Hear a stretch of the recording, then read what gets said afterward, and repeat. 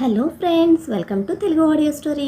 మీరు కనుక ఛానల్ని ఫస్ట్ టైం చూస్తున్నట్లయితే ఛానల్ సబ్స్క్రైబ్ చేయండి, లైక్ చేయండి. అలాగే ఈ స్టోరీపై మీ వాల్యుబుల్ ఒపీనియన్ని కమెంట్ రూపంలో తెలియజేయండి. ఇక కథలోకి వెళ్దామా?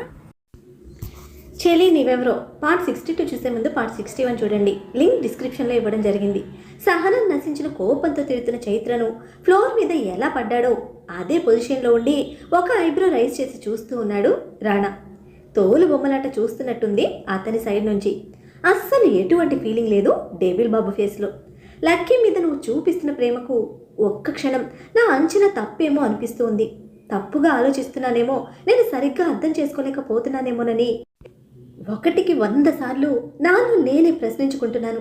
But I'm always correct, you are such a rogue అని తోటాల్లో వచ్చాయి చైత్ర మాటలు.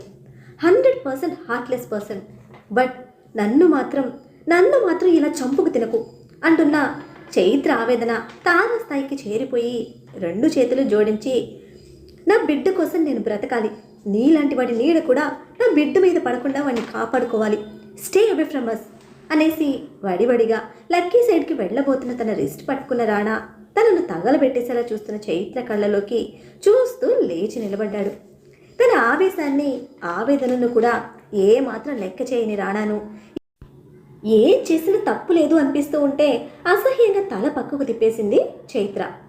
ఆస్కర్ పర్ఫార్మెన్స్ ఆపేసావు అనుకున్నా, వేరే లెవెల్లో ఎరగదీస్తున్నావు. బట్ నువ్వు ఎంత మెలో డ్రామా ప్లే చేసినా నేను నీ ట్రాప్లో పడను. అమ్మగా నువ్వు కరెక్ట్ కావచ్చు, బట్ ఆడదానిగా నిన్ను ట్రస్ట్ చేయను. మీ ఆడవాళ్ళందరూ ఒకటే, ప్రేమగా నెత్తిన పెట్టుకున్న మరుక్షణం పాతాళానికి తొక్కేస్తారు, నమ్మించి గొంతు కోసేస్తారు అని కటువైన మాటలతో తన కోపాన్నంతా వెళ్ళకక్కి బయటకు వెళ్ళాడు రాణా. ఆ మాటకి బాధగా అనిపిస్తున్నా అటువంటి అవసరం తనకి లేదు గనక వాటికి పెద్దగా రియాక్ట్ అవ్వలేదు చైత్ర. కళ్ళు తుడుచుకొని లక్కీ దగ్గర